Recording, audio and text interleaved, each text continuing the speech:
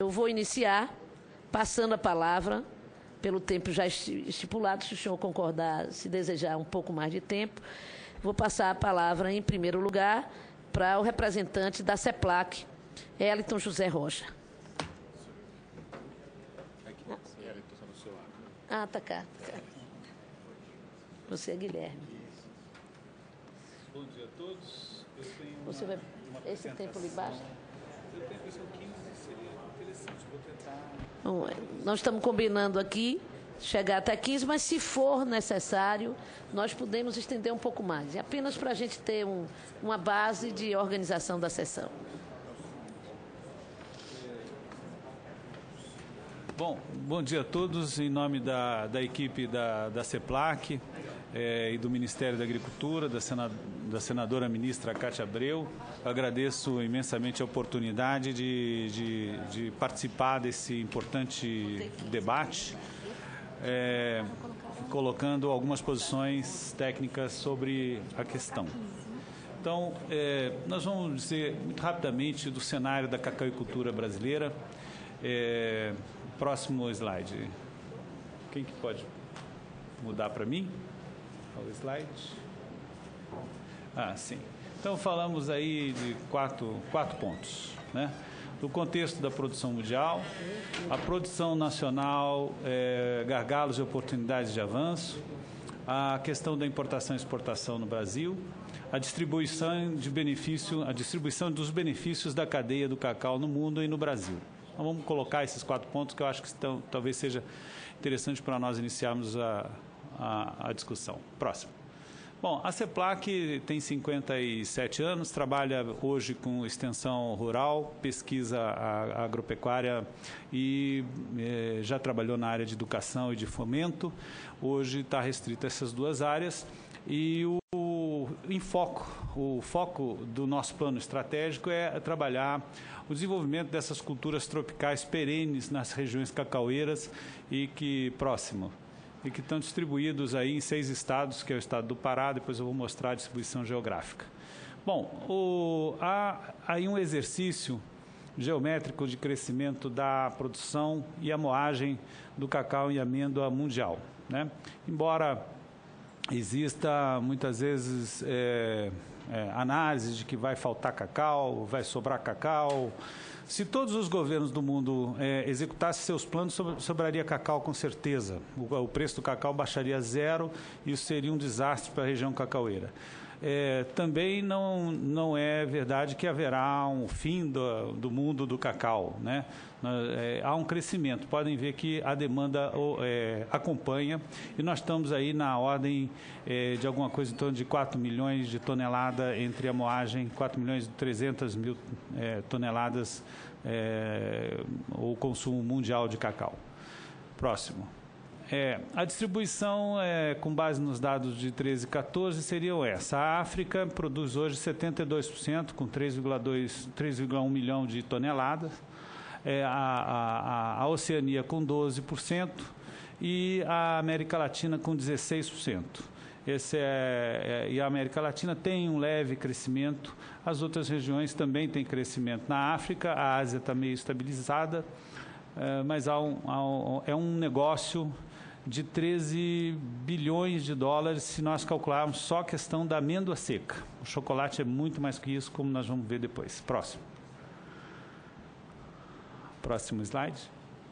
Essa é a cena da cacauicultura na Costa do Marfim e ainda, lamentavelmente, com um baixo desenvolvimento humano. Isso que está embaixo do braço do rapaz ali é uma metralhadora, uma região de pouca segurança, e a cacauicultura brasileira tem condições de fazer o inverso disso, né, e ajudar os nossos irmãos africanos na superação dessa realidade triste que a gente vê ali naquela fotografia. Próximo.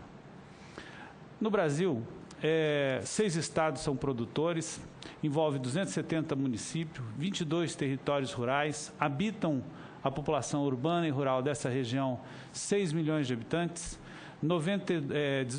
nós temos aí cerca de 70 mil produtores envolvidos nesse processo. A CEPLAC está presente nessas 6 principais regiões, que é no bioma Mata Atlântico, a Bahia e o Espírito Santo, na Amazônia, o Pará, o Amazonas, a Rondônia e o Mato Grosso. Próximo.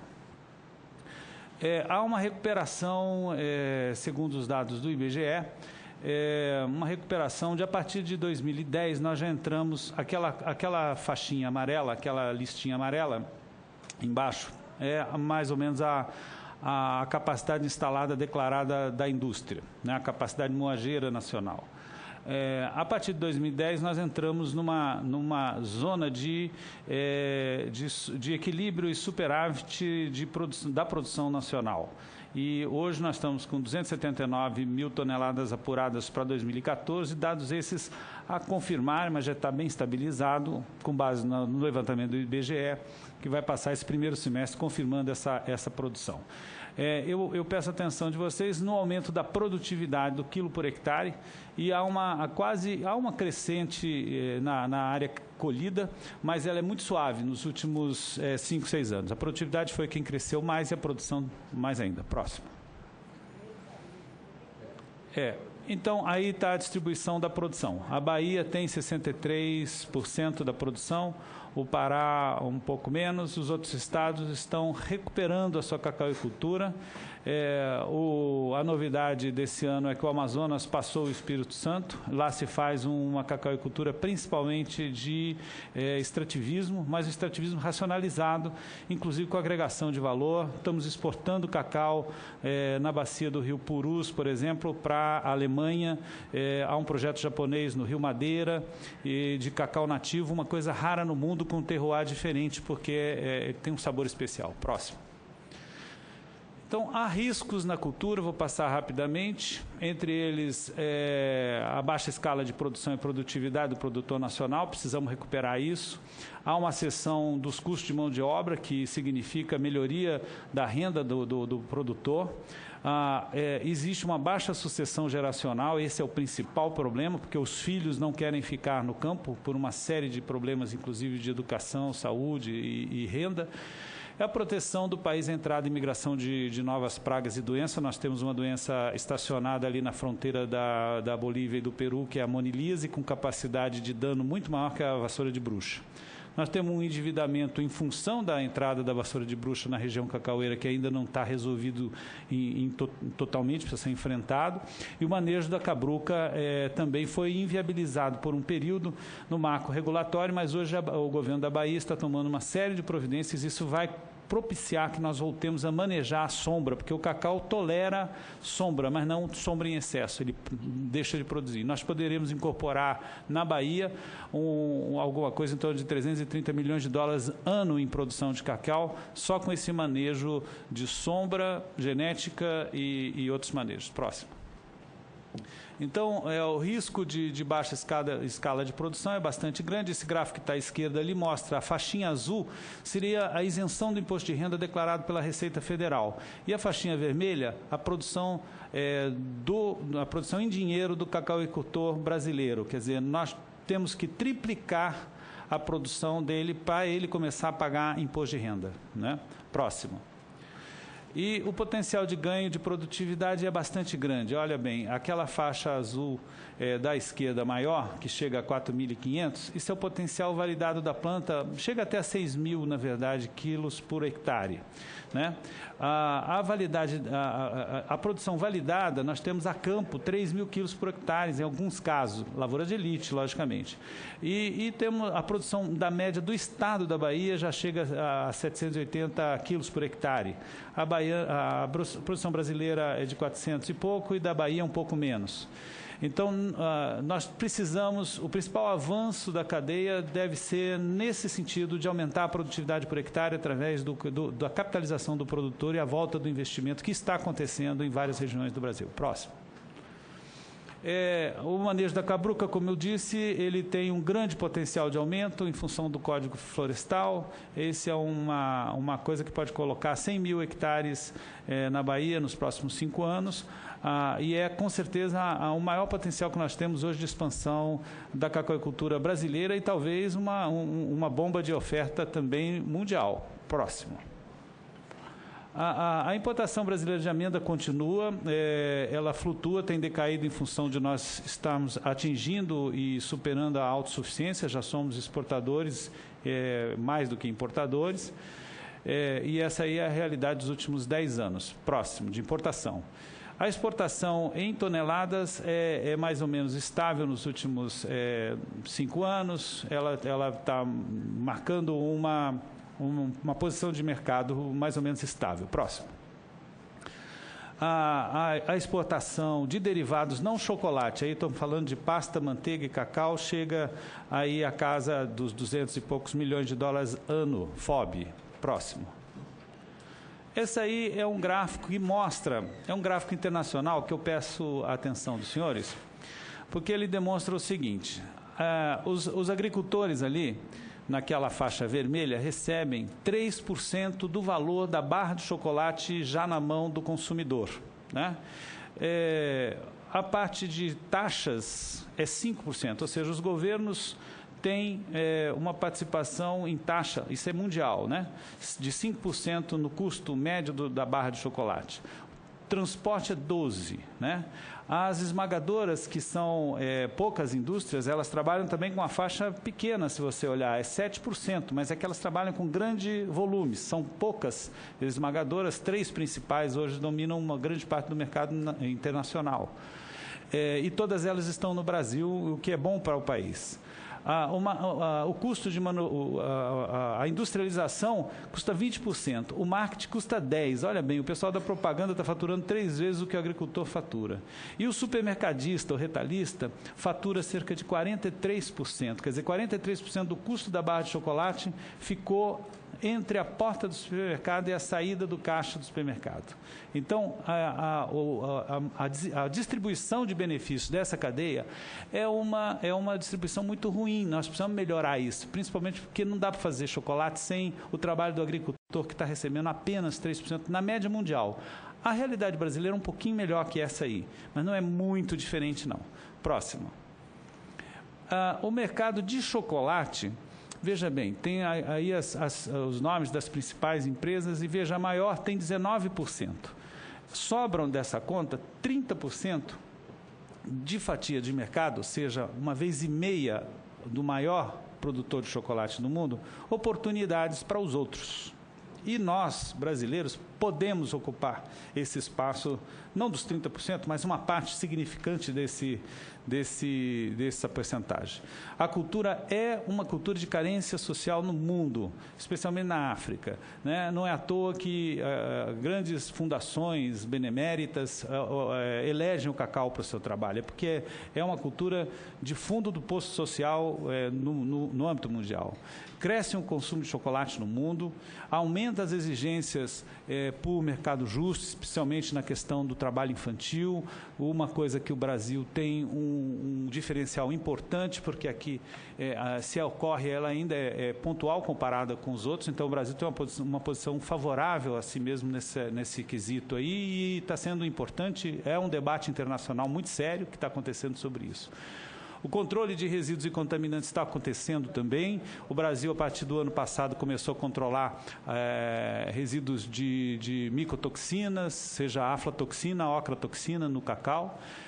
Tem uma busca, isso é em toda a área de alimentos, mas não é diferente no chocolate, por chocolates mais saudáveis, matéria dessa importante audiência aqui. A América Latina tem essa identidade, não é só o Brasil, nós podemos crescer junto com os países da América Latina na conquista de um produtor de cacau de qualidade e mercado justo, né? Próximo, os planos governamentais, eles não se concretizam. Quem realmente faz a estratégia são os privados, né? Então não adianta a gente anunciar que nós vamos conseguir tantas 1000 toneladas, porque normalmente isso se cai em vazio. Isso tem sido demonstrado na cadeia da cacauicultura. Próximo. No Brasil, o mercado de chocolate é estimado, esse número não há uma precisão, mas é estimado, segundo a própria indústria, em 12 bilhões de reais ano. O mercado do cacau é um mercado da produção nacional, é de 1,7 bilhões de reais. Considerando o equilíbrio que existe aí, nós podemos estimar que se um aumento de 20% no teor, que é o que propõe esse projeto, ele poderia representar 6% no preço médio do chocolate. 6% no preço médio de chocolate. Nós vimos que a distribuição de benefício ali cabe 6% em muitas cadeias, em muitas partes da cadeia, que podem melhorar essa distribuição, principalmente se nós diluirmos esse 6% no restante. Mas acontece que o preço do chocolate não é definido pelo preço do cacau. Muitas vezes o preço do cacau esteve muito baixo e nem por isso o preço do chocolate baixou. O que baixa preço de chocolate, ou sobe preço de chocolate, é a lei de demanda e oferta do mercado, né? E muito menos pelo custo do cacau. Próximo. A mecanização. Como nós estamos falando de distribuição de benefício, uma das distribuições de benefícios, nós não estamos falando só do produtor rural.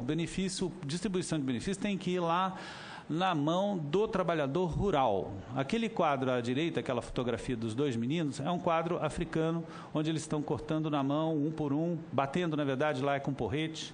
Aqui à esquerda inferior é uma dupla de baianos cortando com o facão cego, e ali já é uma máquina que hoje é fonte de inovação. Nós estamos fazendo, inclusive, o segundo simpósio de mecanização da cacauicultura esse ano na Bahia, inclusive em Ilhéus. Próximo.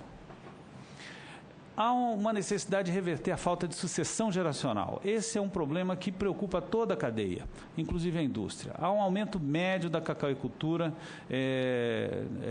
da idade média do cacauicultor. Há um baixo interesse do jovem pela atividade, que é uma atividade exaustiva fisicamente. Se ela for pouco rentável, ele não fica, ele não casa, ele não constitui família no campo. Há uma estreita relação com a renda abaixo de 8 salários, essa questão da sucessão geracional, segundo estudos aí na área. E com o trabalho árduo. Nós podemos melhorar com tecnologia essa questão do trabalho árduo, né? Precisamos melhorar a renda dele, principalmente, que esse é o foco. A educação e a gente sabe que a senadora tem trabalhos nessa área, é o principal objeto de alavancamento dessa realidade. Próximo. Então, o último slide que eu quero deixar são 6 pontos que eu gostaria de oferecer a reflexão dos senhores. Nós precisamos, um momento importante, porque nós estamos passando pelo momento da formação do mercado interno, porque o Brasil deixa de ser um importador líquido e passa a ser um exportador. Não dá para ficar parado, porque a produção vai crescer. Então, nós temos que ampliar a exportação e temos que organizar e fomentar o mercado e o consumo interno. Então, a busca do equilíbrio do ambiente comercial e seus marcos regulatórios, aqui nós estamos falando de um marco regulatório importantíssimo para garantir a estabilidade nesses arranjos setoriais que precisam ocorrer, ou seja, a indústria, o supermercadista, todo mundo sentar numa mesa e combinar uma relação estável, né, para manter um crescimento estável da produção nacional, sem aqueles grandes e abruptos aumento de oferta ou queda de demanda. Tem que ser um mercado tranquilo, porque é uma cultura perene, o produtor casa com ela, ele demora 4 anos para colher a primeira safra e não pode cortar aquilo de uma hora para outra, porque ele investiu naquilo. Então, é uma relação que precisa ser estável, uma cultura perene, num ambiente difícil, de rainforest. No mundo inteiro, são poucos as agriculturas bem adaptadas a lugares que chovem muito, como é o caso da Bahia e a Amazônia.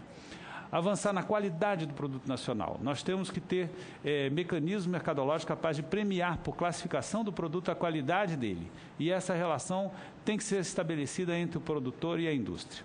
Governança de produtos livres de resíduos e contaminantes na matéria-prima ao produto final. Quer dizer, não se consegue fazer um chocolate bom ou médio com um cacau ruim ou contaminado. Então, tudo isso tem que ser levado em consideração quando nós falamos de qualidade. O fortalecimento da política de preço mínimo, da política de agricultura familiar e da sociobiodiversidade precisam aparecer para ser um colchão social, uma proteção social a esse mercado que não pode suportar mais muitos abruptos oscilações que já ocorreram na sua história, e essa foi a realidade que formou a CEPLAC. A CEPLAC foi formada pelo governo JK para conter essas crises cíclicas que ocorrem nas commodities e principalmente nas commodities de cultura perene, onde você tem muitas vezes um excesso de oferta que o produtor não consegue sair daquilo. Então, garantir maiores teores de cacau no chocolate é uma forma também de apoiar essa formação de mercado estável. É isso que eu tinha a dizer. Próximo. Acho que eu não tenho mais nenhum slide. Meu e-mail fica à disposição. Desculpa o tempo se eu excedi alguma coisa. Não. Muito obrigada. Dentro do prazo, ainda faltava 1 minuto para acabar o seu tempo.